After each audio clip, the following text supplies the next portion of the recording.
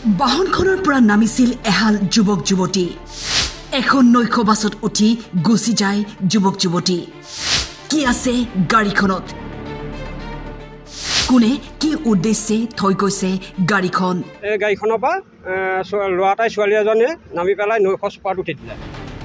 টিয়কৰ ৰাজপথত পৰিত্যক্ত অৱস্থাত উদ্ধাৰ হৈ এখন গ্ৰেণ্ড আই10 বাহন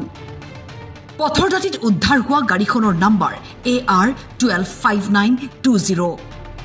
স্থানীয় দেখামতে বাহনৰ পৰা এহাল যুৱক যুৱতী নামি গুৱাহাটী অভিমুখে এখন নৈশ বাছত উঠিছিল তাৰ পিছত এনেকৈ পৰি থাকিল গাড়ীখন এই গাড়ীখন কালি লৰাটাই ছোৱালী এজনী আহিছিলে ৰাতি প্ৰায় 10 মান বজাত এইখিনিতে ৰখাই নৈশ স্পা এখনত উঠি দিলে উঠি গুচি গ'ল স্থানীয় লোকে দেখিলে দেখি পেলাই মোক আহি থাকোঁতে ক'লে দাদা এনেকুৱা কথা হ'ল এই গাড়ীখনৰ পৰা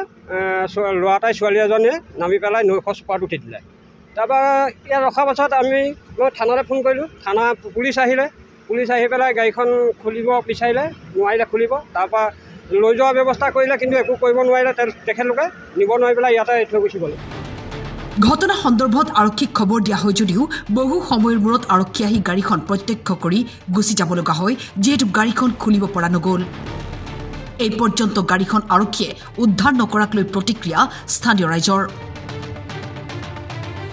কথা হ'ল এইটো এটা আৱাসিক এৰিয়া এই আৱাসিক এৰিয়াটোত যথেষ্ট মানুহ আছে কি আছে গাড়ীৰ ভিতৰত একো ঠিক নাই গতিকে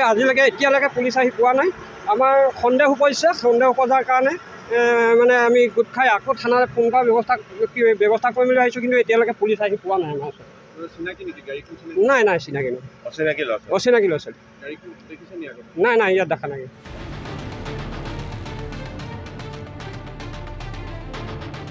টিয়কৰ পৰা শান্তি বৰাৰ ৰিপৰ্ট টাইম 8